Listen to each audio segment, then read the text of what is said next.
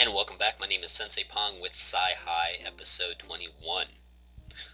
And we're at the party. Carla just has left for the bathroom, and I'm stuffing my mouth with cheesecakes when Taylor has just snuck up behind me and says, "Hey, is the strawberry cheesecake any good?" Now my responses I can do are, "I can't say anything, I just nod," or "They're the best," or "I like chocolate better," or "They're really sweet.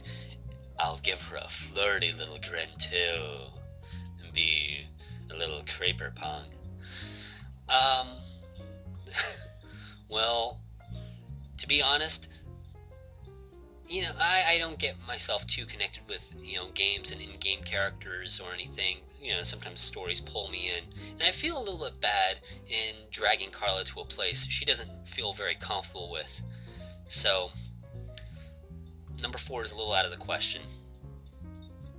So the most socially responsible thing to do would be choosing number 4. I'll give her a flirty little grin too. Yeah, you probably didn't see that. You probably saw that coming, or maybe you didn't. I don't know. Let's mix this up and make this gameplay kind of interesting. Yo, a little bit of drama, because I'm part of Drama Club. "Great," Taylor says, and grins at you as she reaches for one. Now what? You actually have to keep this conversation going, but what can you say next? Do I say, "Did you see Vampire Diaries this week?" Or, "Great pep rally today, huh?" Or, "I didn't think you were on the pep squad." Well, seeing how I know nothing of the show, and I'll never watch the show, we'll say, "Did you see Vampire Diaries this week?" To your relief, that seems to have been a good choice. Taylor smiles and nods. "I did. It was pretty good." Okay, she's smiling. Great. How can you keep this going? I couldn't watch this week because I was working on the pep rally. "It looks like it was a lot of fun," Taylor replies. "You think so?" you ask. "Oh, definitely," she says with another one of those smiles. "I didn't think you had much time for extracurriculars with all your investigation work. Can I just say how awesome your job is?" Taylor shakes her head in wonder, and her hair somehow looks perfect at every stage of the moment. "I've never known anyone who was a detective, and you're really good at what you do." Is Taylor really complimenting you? And is that look in her eyes admiration? All this time, you've been admiring Taylor. Now it looks like she's been admiring you in return. Scandal! How do you feel about this? A few weeks ago, it would have been great, but I'm with Carla now. This is awkward. Or number 2, I'm going out with Carla and Taylor likes me too. This is excellent. Or number 3, I feel great. This is what I've hoped for ever since I met Taylor. Or number 4, I feel great. I love getting attention for my good work. Or number 5, I feel awkward. I want Taylor to like me, but I don't want my job to be too public. Or number 6, I always thought I wanted this, but now that it's happening, I don't think so. Well, again, actually, seriously though, we will go with the more socially responsible choice in this matter, and choose... Number 2, I'm going with Carla and Taylor likes me too. This is excellent! What do you say? I'll be enthusiastic. "Wow, thanks! That's really nice of you to say." Or, I'll try to play it cool. "Oh, it's just like any other job." Or, "I can't say anything, I'm too nervous." I'll say, "Wow, thanks." "That's really nice." "It's true," Taylor says, giving you that dazzling smile. "Seriously, it's an amazing job. I'd love to talk to you more. Do you want to sit down?" Taylor tilts her head invitingly towards a nearby couch. Your heart thumps hard. That means, do you want to have a longer conversation, or maybe even some time together that doesn't involve talking? What do you say? I think I'd better get back to Carla. Talking to Taylor is great, but Carla is my girlfriend. Or number 2, I'd love to. I bet if Carla saw me with Taylor, she'd be jealous. That would be fun. Or number 3, I'd love to. I know I'm going out with Carla, but how can I say no to Taylor? Or number 4, thanks, but I need to go soon. I don't really want to talk to Taylor after all, but I need to be tactful about it. Or number 5, psst. Actually talking to Taylor, I'm terrified. My mind goes blank. I gotta go.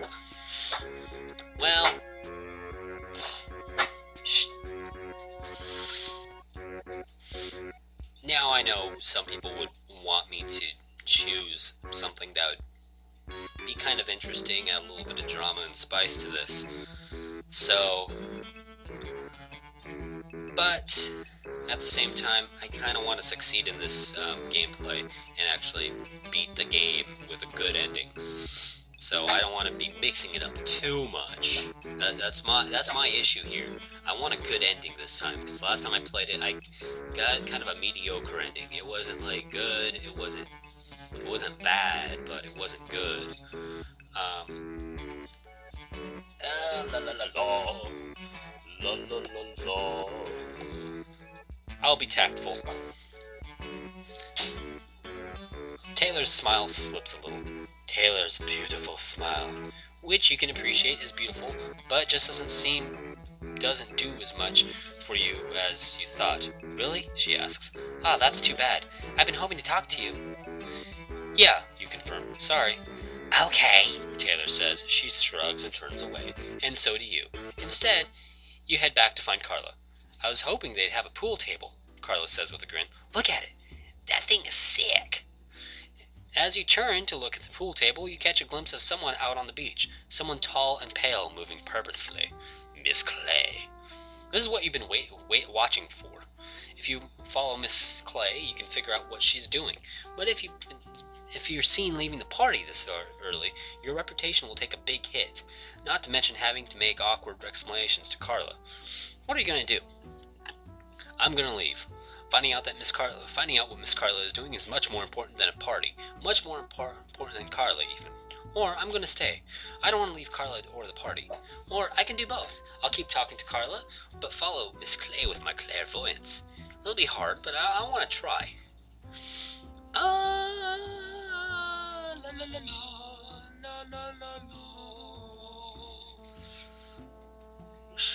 Bam! We'll use our clairvoyance. That sometimes works. You can totally play pool and use your clairvoyance at the same time, right? As Carla sets up the balls on the pool table, you hang back near the wall and start to concentrate. You know exactly where Miss Clay was a second ago, so that's the place where you try to see first. After a second or two, the image comes into your mind like a window opening. For a second, Miss Clay's tall, pale figure shows clearly in the dim light as she steps out between two rocky outcroppings. She's moving carefully but purposefully down the beach, glancing out at the ocean every few steps. Beat that, says Miss Clay. Or no, she doesn't. It's Carla who just said that. She's grinning at you triumphantly, pool cue in hand. Let's see you try to that shot. Maybe you could try to do the same shot as Carla if you'd actually seen her making it. What are you going to do instead? Either I'll take a random shot and pretend I was trying to do the same one as Carla, or I'll tell Carla I don't want to do the same one and do something different instead. I'll flirt so much Carla forgets what she was asking me. Well, let's play up the charm, yo. I'll flirt. Yeah. You lean way over, brushing against Carla with your hip and stretching your arm across her chest. You mean this kind of shot? You murmur. That definitely gets Carla's attention. She wraps her arms around you and pulls you aside for a kiss. Not only is Carla distracted now, you're also having a lot of fun. But you need to get back to your clairvoyance. While Carla is taking her shot, you lounge back against the wall, pretending to watch while you concentrate on your inner vision once more. Near a tall dune, Miss Clay stops abruptly. She turns aside, takes a few steps forward, and smiles a sharp, calculating smile. She takes out her phone and dials. I found the tide pool, she says. Pong! Carla's voice breaks in again. Your turn. You bend over the table, sighting along the pool cue as if carefully setting up a shot, but you're really looking inward. Miss Clay is standing at the edge of the tide pool, rippling little circle of water near a rocky outcropping a few yards back from the ocean's edge. She paces purposely back and forth as she surveys the pool. Yes, she says into her cell phone, in the same crisp voice that announces deadlines and exams. It is definitely here. It is definitely connected to the nexus. You can just hear the capital letter in the way she says the word. I believe I can draw on it. Should I? She pauses, apparently listening to whoever is on the other end of the call. Yes, it will power the What? Your pupil clicks sharply against the ball as you blink back to reality. The shot goes a little askew, and far back in your mind you can hear Carlo's good-natured trash talk. All that time setting up the shot, and that's the best you can do?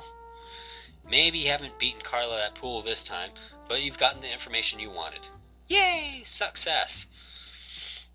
The rest of the party is more fun because you're spending it with Carlo. You drink, dance, laugh, or go outside when Carlo takes a smoke break, and make a killer team when you play pool together.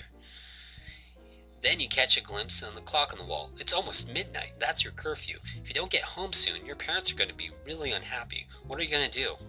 My choices are, I don't want to stop having fun. I'm going to stay at the party until the end. Or I don't want to stop having fun. I'm going to go to my car and make out with Carla. Or just a little more. Then I'll go home. Or, oh no, I better go home now.